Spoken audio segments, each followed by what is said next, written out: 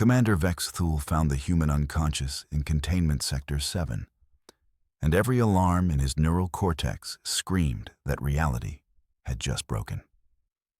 "Medical emergency, Sector 7, he transmitted, already kneeling beside Olivia Smith's collapsed form. Her skin had taken on the peculiar grayish cast he'd learned to recognize in his own species when systems began shutting down. According to YouTube analytics, 99.3% of viewers are not subscribed. That's a huge number.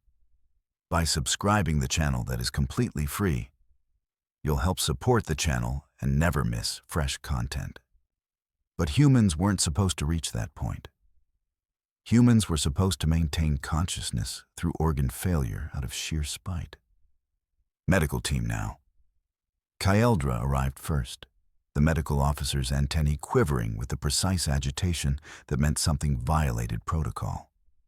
She ran a diagnostic scanner across Olivia's body, and the readings made her pull back. "Commander, her nutritional markers are..." Kyeldra's voice flattened into the tone reserved for impossible data. "She hasn't consumed adequate calories in 23 days. Vex Thule's processor stuttered. "She was scheduled for standard rations. Cafeteria logs show she collected them." "She collected them," Kyeldra said, and something in her tone made Vex Thule look at the medical readout himself. "She didn't consume them." The Vrexian cubs in the containment cell pressed against the observation barrier, their elongated forms creating patterns of agitation that the behavioral specialists had been documenting for weeks. Large predators, apex hunters, designated as hostile observation subjects pending classification review. Yet they made sounds, high-pitched, almost musical, that Vex Thule had never heard in containment data before. They were calling for the human. "Get her to medical," Vex Thule ordered, but his attention had already split to the containment logs scrolling across his internal display. Guard shift records, meals schedule confirmations. And underneath it all, a pattern so deliberate it couldn't be accidental. Olivia had been reducing her own rations for 3 weeks, not forgetting, not losing appetite to illness, systematically, methodically, feeding her reduced portions to the Vrexian cubs through the containment barrier. "This is a violation," Kyeldra said quietly, seeing the same logs. "Priority research subjects are on monitored nutrition. Protocol explicitly forbids..." "I'm aware of what protocol forbids," Vex Thule interrupted. "Transmit all data to command. Full investigation protocols activated." The medical facility was in controlled chaos by the time they arrived. Olivia's organ systems were running on reserves, her liver showing crystalline degradation from extended malnutrition, her bone density declining at rates that should have triggered medical alerts weeks ago. Except the alerts had been dismissed. Routine human variation. Some humans simply had faster metabolisms, except they didn't. Not like this. "She knew," Kyeldra said, reviewing the complete medical history now available in full detail. The weight loss was consistent. The vitals showed she was aware of what was happening. She documented it. She chose it. Vex Thule stared at the readings. A trained military professional deliberately compromised her own survival systems to what? Feed dangerous wildlife? "Feed them," Kyeldra echoed, as if testing whether the word meant anything different when spoken aloud. Not maintain, feed, as if nutritional adequacy was an ethical concern. The observation barrier in Containment Sector 7 had been breached, not physically, but systematically. Security footage showed Olivia moving through the sectors during her shifts, always finding ways to distribute her reduced rations through the barriers. The Vrexian cubs had learned her pattern. They waited for her arrival. They took the food from her hands, and they had started thriving. The cubs were now 40% larger than baseline growth predictions. Their behavioral patterns showed reduced aggression markers. Their social structures, previously isolated and defensive, had become coordinated and purposeful. Everything about them had normalized, as if starvation had been the driving factor in their hostile classification all along. Senior Council Representative Zelia arrived within the hour, her ancient form moving with the deliberate slowness of someone who had observed civilization's rise and fall, and now needed to observe this specific violation carefully. She stood before the medical readouts without speaking for a full minute. "Explain," she finally said. Vex Thule outlined the facts. The protocol violation, the systematic reduction of the guards' rations, the corresponding behavioral improvements in the research subjects. The fact that a trained military professional had chosen organ degradation over following explicit orders. "The human is conscious?" Zelia asked. "Intermittently. Medical is stabilizing her now."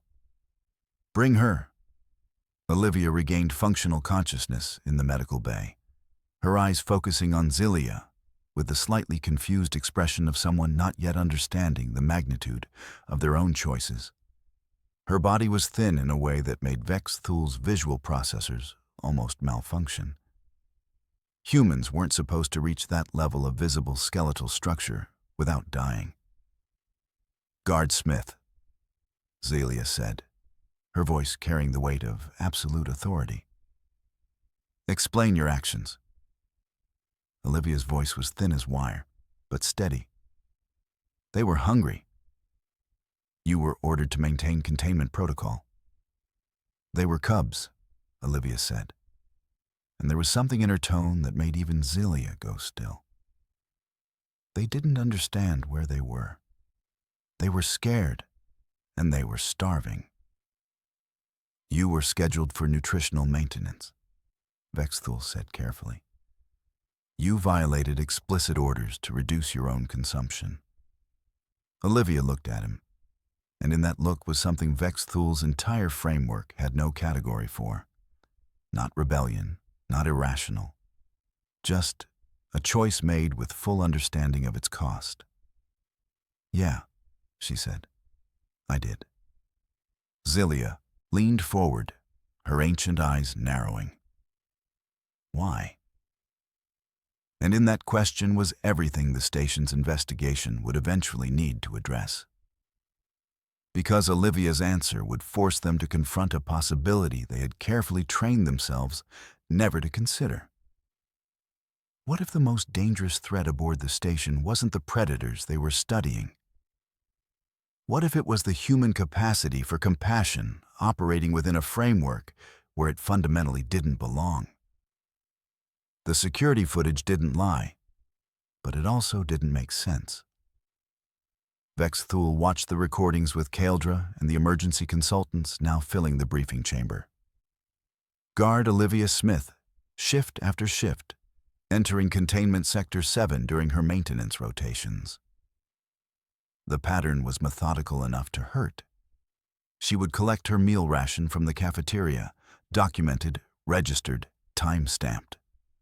Then, during off hours when minimal monitoring was active, she would systematically reduce portions into sealed containers. The Vrexian cubs would be waiting. 40% consumption versus 60% distribution, Vexia, the senior biologist, said flatly. She was a creature of pure data and logic, her entire existence built on the premise that behavior followed predictable patterns. This violated every pattern she'd ever cataloged. For 23 days, not a fluctuation, not a mistake. Deliberate mathematical redistribution of her own survival resources. Possible neural degradation from malnutrition, offered Korvax, the psychological specialist. It was the hopeful explanation that Olivia's mind had simply broken under the stress of extended isolation. Madness was easier to file than this. Extended containment assignment can trigger erratic decision-making. The human brain deteriorates under. Her cognition scores are within normal parameters. Kyldra interrupted, pulling up the medical scans. All neurological markers show baseline functionality. She knew what she was doing. She documented it. She continued it. The Vrexian behavioral expert, a creature called Sinara, whose species had evolved specifically to understand predatory patterns, made a sound that translated roughly as distressed. Predators do not bond with potential prey species. The cubs are apex hunters. They should view the human as food, or at minimum as a territorial competitor. Instead, she gestured at the footage. They protect her. They position themselves defensively when other staff approach. They show measurable distress response when she's removed from proximity. But they were starving, Korvax pointed out. Perhaps she was simply the source of sustenance. Behavioral conditioning. Then, explain this, Sinara said, pulling up comparative footage. She showed Olivia's hand, approaching the containment barrier with food. The cubs' response was coordinated. Gentle, they took the offering without aggression, without the predatory strike patterns that even the most socialized apex hunters displayed. Then she showed footage from when a medical technician attempted forced feeding while Olivia was in isolation. The cubs refused the food. They refused violently. They weren't bonding with food, Sinara said quietly. They were bonding with her. The impossibility of it hung in the chamber like a held breath. Zilia, the ancient council representative, leaned forward. Bring the human to interrogation. Olivia was still weak, but conscious. Her frame was a map of what extended malnutrition looked like on human physiology. Visible ribs, the careful way she held herself to avoid jostling healing internal systems, the exhaustion that seemed to come from deeper than bones. Vexithul started with the obvious question. Why? Olivia's eyes, which had that peculiar brightness humans seemed to develop under extreme stress, focused on him. They were cubs, scared cubs in a place they didn't understand. You were ordered to maintain the containment protocol, Vexthul said. Your nutritional maintenance was mandated. Yeah, I know. Olivia's voice was thin but steady. See, the thing about scared, hungry things, they get dangerous. It's not a choice they're making. It's just biology. Fear plus starvation equals threat. Vexthul processed this. So you sacrificed your own survival to prevent a potential threat? No. Olivia leaned forward slightly, and Kyldra moved to steady her. I did it because it was the only thing that made sense. They were cubs. They needed food. I had food. My job was to keep everyone safe, which included them. Can't keep them safe if they're starving themselves into aggression. But you were starving yourself, Korvax said, and there was genuine confusion in his voice. Olivia looked at him, and something almost like sympathy crossed her exhausted features. Yeah, well, I'm supposed to be trained for this. I'm supposed to survive difficult situations. They're just kids. There's not really a math problem here. Zilia stood and approached Olivia directly. The ancient alien studied the human with the intensity of someone examining a newly discovered species. You understood the consequences? Yeah, I knew exactly what was happening to me. I've been trained in nutrition and physiology. I could calculate the organ damage in my head. Didn't change anything.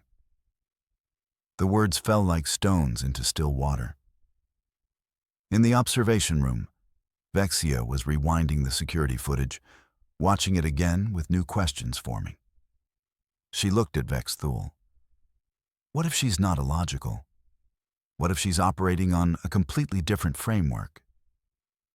The thought didn't just crack paradigms, it shattered them. All our calculations, Vexia continued quietly, are based on self-preservation as the primary variable. But what if humans are calibrated differently? What if responsibility to others isn't a compromise of logic? What if it's a competing logic entirely? That would make her unreliable, Korvax said immediately. A guard who might sacrifice mission parameters for perceived vulnerability. Or invaluable. Zilia interrupted from the interrogation chamber, her voice transmitting directly through the station network.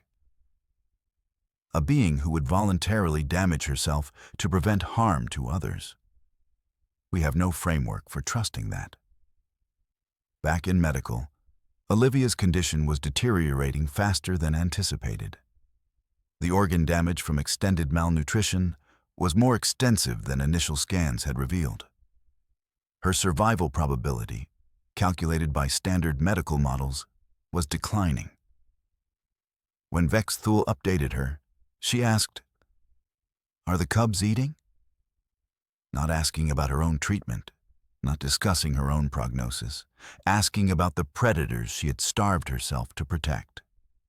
"They're refusing supplemental nutrition since you entered isolation," Kyldra reported, showing distress markers equivalent to starvation response. Olivia closed her eyes. "They need to eat. Can you tell them? Can anyone just tell them it's okay, that I'm coming back?" It was such a simple request, such a human request.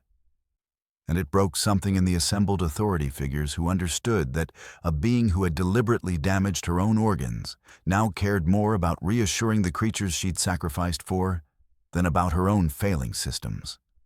The Command Council convened an emergency session. The debate was immediate.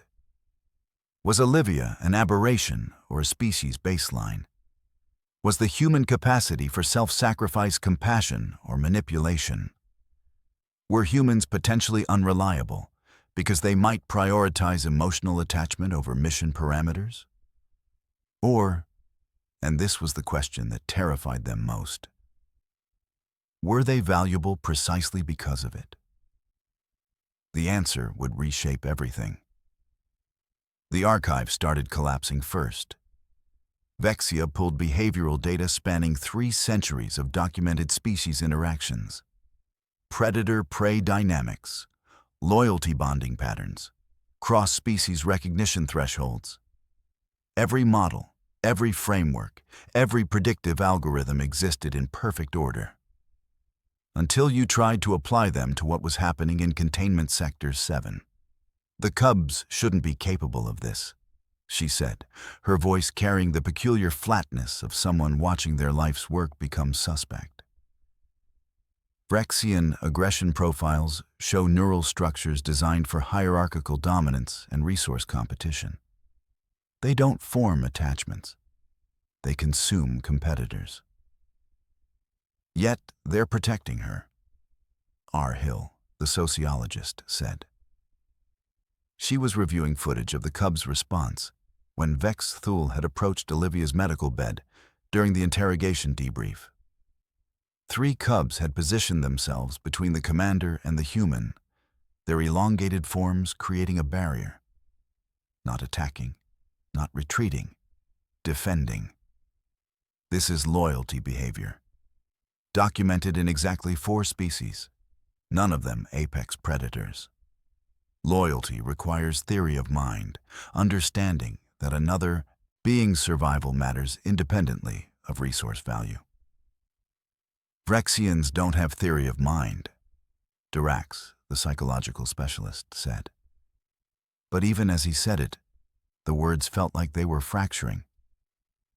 Their neural development doesn't support, "Show me the neural scans," Vexia interrupted. The scans were pulling now. Medical imaging from Sector 7, collected from Olivia's recovery period, which had included passive monitoring of the cubs during their stress responses.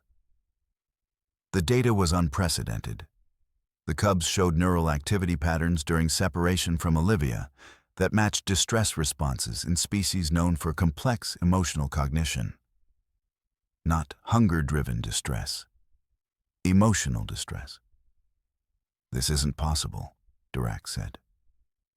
"And yet," Arhill replied, gesturing at the readouts, "it's happening." The deeper question emerged only after hours of circular argument. Were the Vrexians different than they thought? Or had the aliens been wrong about them from the beginning? Archive searches pulled records of Vrexians in natural habitats. Preliminary observations from early contact before classification protocols had been finalized. The data was sparse, but it showed patterns. Complex social structures, protective behaviors, territorial organization that suggested not mindless aggression, but strategic cooperation. Then, somewhere in the record, the tone shifted. The observations became less detailed. The language shifted to dangerous predators and hostile reaction, and recommend containment and monitoring. Classification status changed from unclassified sentient to dangerous wildlife. No one could identify when the shift had occurred or why. "We made assumptions," Zelia said quietly, standing before the historical records. The ancient alien was reading through decades of documentation, with the expression of someone reviewing the architecture of her own mistakes. "We observed predatory behavior and extrapolated hostility. We saw apex hunters and assumed they were primitive. We built our entire framework on threat assessment, and we never asked the question, threat to whom and why." In medical, Olivia was sitting up for the first time in 72 hours. Her movement was careful, deliberate, every gesture constrained by the reality of organs that had been systematically starved. Vex Thule approached with Kyldra, and the medical officer had brought the question that everyone was now thinking. "The cubs," Kyldra said carefully. "Were they ever a threat to you?" Olivia's laugh was thin, but genuine. "No, they were scared. Babies are babies, whether they're apex predators or whatever we're calling them. I could see it in their body language, their vocalizations. They didn't want to hurt anyone. They just didn't know how to live in this place." "You endangered yourself to test this theory?" Vex Thule asked. "I endangered myself to confirm it." Olivia's eyes were bright despite her physical fragility. "There's a difference. If I was wrong, if they were actually just dangerous predators, then you're looking at one human casualty versus a containment breach that might kill everyone on this station. That's a math problem I could calculate. Acceptable loss calculation." She paused, and something in her expression shifted into territory that made the alien observers uncomfortable. "But if I was right, then we were starving intelligent beings. Cubs who were scared and alone in a place they didn't understand. Who just needed someone to show them they weren't alone. That changes the equation." Kyldra pulled up the behavioral footage from the forced feeding attempt. The cubs had refused every offering from medical staff. They'd shown signs of systematic shutdown, reduced activity, diminished responses, behavioral patterns that matched sapient depression rather than predatory disinterest. Then, when Olivia was brought back to the containment area for supervised observation, the cubs' response had been immediate and unmeasurable. They ate. They showed vitality. They exhibited what the behavioral specialists had, after consulting their databases multiple times, finally identified as relief. In one frame, one of the larger cubs positioned itself directly between Olivia and an approaching medical technician. Not aggressive, protective. The distinction was subtle, but undeniable. "These are not predator response patterns," Vexia said, watching the footage for the 15th time. These are sapient behavioral markers: loyalty, protectiveness, distress response to separation. We're looking at traumatized, intelligent beings, not dangerous wildlife. The question crystallized across every station communication channel simultaneously. Had they misclassified an entire species? The archive searches intensified. Vrexian social structures in natural habitats. Vrexian vocal communication patterns. Vrexian territorial organization, suggesting cooperation and strategy rather than competition and consumption. All of it had been documented.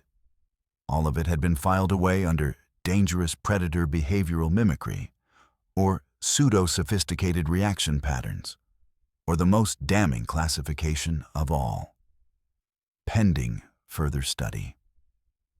Which meant no one had bothered to study further. Zilia stood before the assembled specialists, her ancient voice carrying the weight of civilizations that had made this mistake before. We built classification systems based on threat assessment and resource value. We never built systems to account for compassion. This human risked her life based on a hypothesis that contradicts all our protocols. And it appears her hypothesis was correct. She turned to face them directly. How many species have we misclassified based on incomplete frameworks? The question hung unanswered because the answer was terrifying.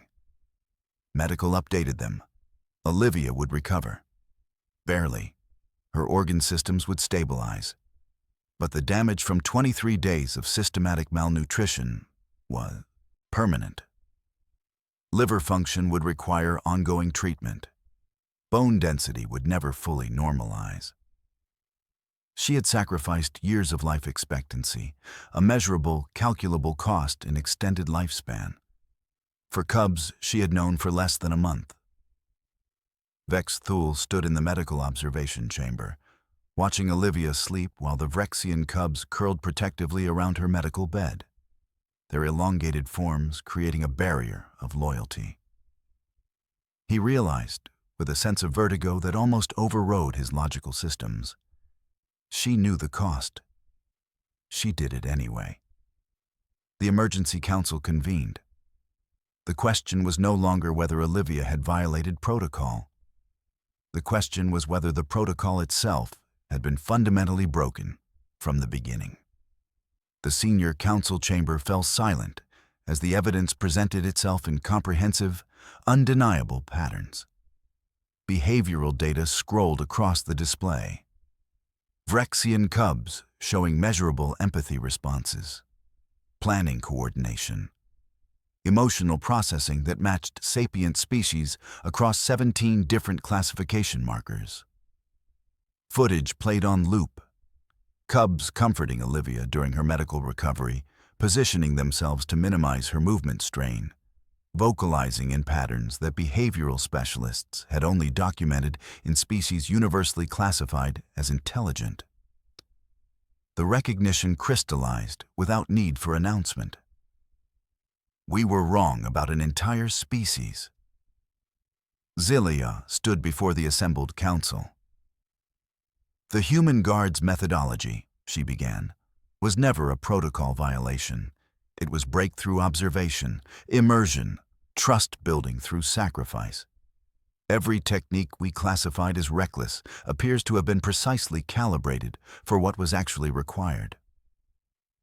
Vex Thule approached Olivia in medical, Kyeldra accompanying him. The human was still frail, but functional now. The immediate danger of organ failure had passed, replaced by the long-term reality of permanent damage. He asked the question everyone needed answered. How did you know? What training prepared you for this? Olivia's expression shifted into something between amusement and resignation. We call it paying attention and caring, not fancy, just human. Vexia consulted her data. But humans are trained for protocols, standardized like all species. Yeah, Olivia agreed. her voice still carrying the thickness of extended malnutrition, but growing stronger. But we're also raised learning compassion before protocol.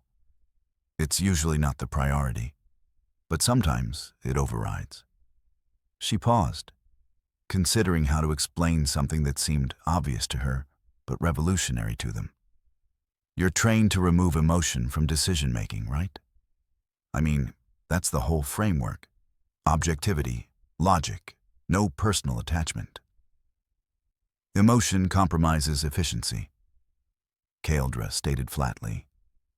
Yeah, but sometimes efficiency misses stuff that matters, Olivia replied.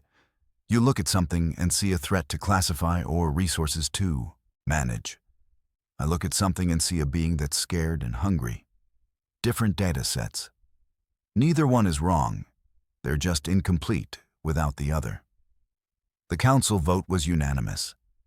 Reclassification of Rexians from dangerous predators to sapient, intelligent beings requiring protective status. Research orientation changed from containment to communication. Linguistic specialists requisitioned. Translation algorithms developed. The entire apparatus that had been designed to study dangerous wildlife was repurposed toward cultural exchange and relationship building. And at the center of it all, Olivia Smith. No longer a rule breaker, but an official cultural liaison. Her violation of protocol became official sanctuary procedure, relationship-based integration, trust building through demonstrated commitment. The methodology that had nearly killed her became the new standard. Your species, Vexthul said during a council debrief, his tone carrying something that might have been awe or might have been vertigo. The aliens weren't always clear on the distinction. Possesses something we programmed out of ourselves. Illogical caring. We thought removing emotion improved decision-making, added another council member.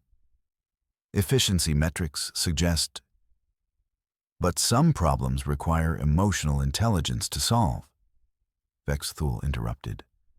This problem required it. Our logic would have recommended continued containment and observation. Indefinite classification. The human recommended immersion and trust. She was correct. Zelia leaned forward with the intensity of someone who had watched civilizations make mistakes for centuries and was now watching one correct itself. We need this.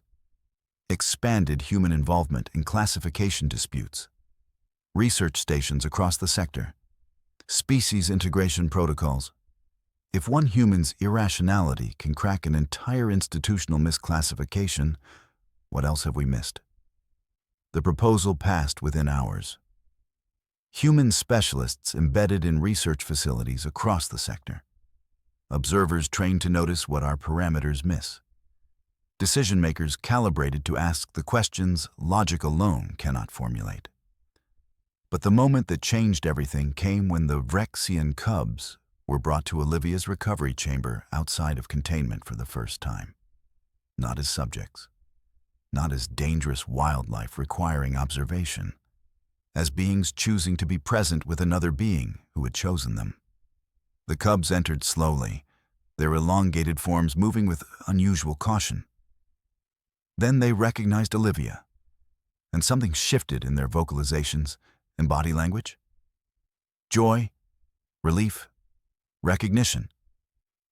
They moved directly to her medical bed, and with careful precision, as if they understood her fragility, they positioned themselves around her, not constraining, protective, creating a barrier of presence. Olivia rested her hand on the nearest cub's shoulder, and the creature made a sound that behavioral specialists would later classify as contentment. The first official record of interspecies cooperation outside of conflict was captured in that moment. A human and 3 Vrexian cubs simply choosing to exist together. The foundation for peaceful integration. Medical delivered the permanent assessment. Olivia's organ damage was beyond recovery. She would require supplemental nutrition support for the remainder of her life. Specialist equipment, ongoing treatment, career in field operations was effectively concluded. The sacrifice she had made had permanent, quantifiable cost. Vex Thule offered her reassignment options, administrative work, research consultation, multiple positions where she could contribute without the physical demands that might compromise her recovering systems. Olivia declined them all. "I want to stay here," she said simply. "With them, if that's allowed." Zilia's response became official policy. "It's not just allowed, it's now the standard we measure other protocols against." The official documentation began that day. Cross-Species Compassion Integration Protocol. First case, Human Guard Olivia Smith and Vrexian Cultural Group Designation. Measured success in bonding, 98% stability. Communication progress, accelerated learning patterns. Behavioral metrics, shifted toward cooperation and socialization, all stemming from human willingness to sacrifice for perceived vulnerability. All proving that the frameworks the aliens had built were incomplete without this element. In the council chamber, the ancient question was asked again. How many other species have we classified wrong? The answer came from Zilia, the oldest among them, speaking with the weight of accumulated wisdom. Perhaps all of them, until we have humans to help us see. The sanctuary restructured itself around a principle that no alien framework had ever prioritized: relationship building. Feeding schedules shifted to accommodate interaction patterns rather than efficiency metrics. Observation protocols transformed into language exchange sessions. The Vrexian cubs, designated now as cultural representatives of their species rather than dangerous subjects, began their first formal lessons in human communication, while Olivia learned the complex vocal patterns that seemed to contain layers of meaning no translation algorithm had yet captured. "They're teaching me that this sound means safe," Olivia explained during one of Vex Thule's check-ins, her voice still carrying the careful precision of someone recovering from systematic malnutrition. But not just safe like no danger. Safe like you belong here. It's context-dependent, emotional context. The cubs demonstrated, vocalizing in patterns that made Kaeldra's antennae quiver with new understanding. The medical officer was studying human decision-making frameworks now, trying to understand how compassion could exist alongside logic without creating system collapse. Every report she filed upward carried the same conclusion. Human observational insight suggests complete framework revision needed. Vex Thule reviewed the new protocols with visible discomfort, but the discomfort was the healthy kind, the acknowledgement that something fundamental was shifting. Vexia, the biologist, was reclassifying species by the dozen.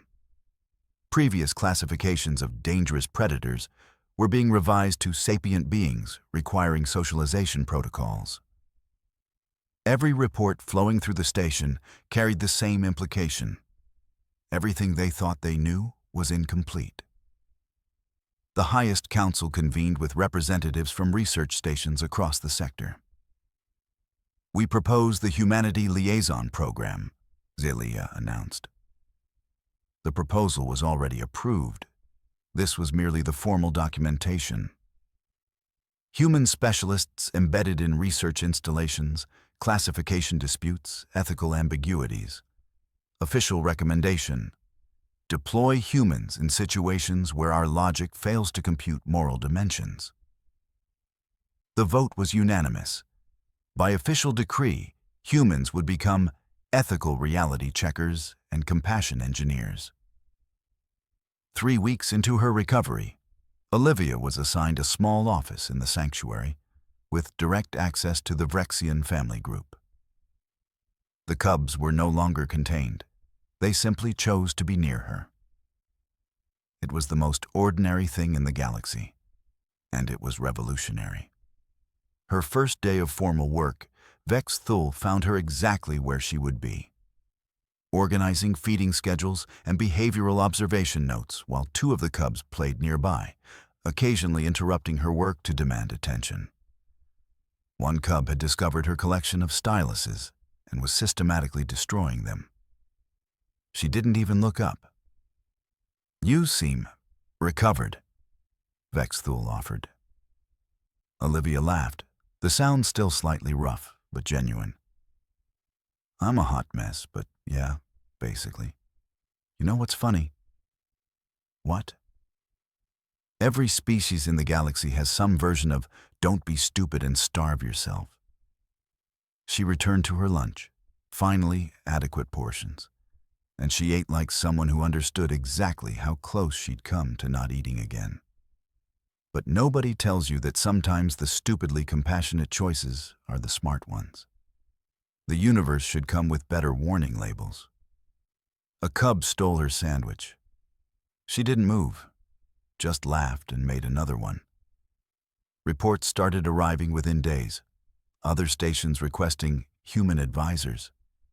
Situations classified as intractable suddenly becoming manageable once a human was present to ask, "But what if they're just scared?" Korvax, the psychological specialist, documented the pattern. Humans appear to improve outcomes in situations we've classified as unsolvable. "They don't follow logic," Zaliah said during a council session reviewing expansion protocols.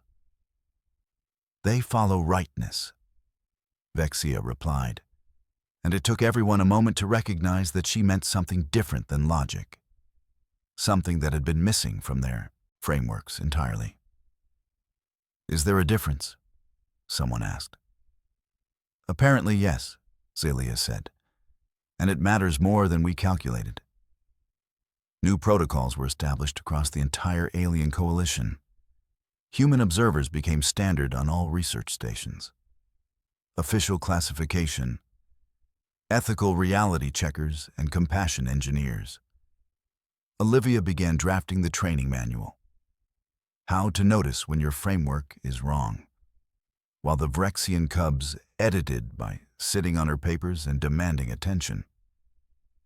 At the end of her first week, Olivia headed home. Not alone. Two Vrexian cubs walked beside her, their elongated forms fitting naturally into the space beside her human frame. They could have been pets, except they were sapient beings choosing her company. She stopped at the station's dining facility to pick up dinner. Eating fully now, deliberately overfeeding herself because she could, because she was alive enough to make that choice. The cubs commented on the food in their new human words, attempting humor that was still clumsy but genuine. She laughed at their attempts, corrected their pronunciation, taught them new words. A completely normal evening for a human guard who had just accidentally revolutionized an entire civilization's understanding of ethics. The highest council chamber fell silent as the question was asked for the third time. What other fundamental misunderstandings have we made? Perhaps all of them, came the answer. So, humans to the rescue? Xylia considered this carefully. Humans to the inconvenient truth. Is there a difference? The ancient alien smiled, an expression she'd learned from observation of humans. Probably not.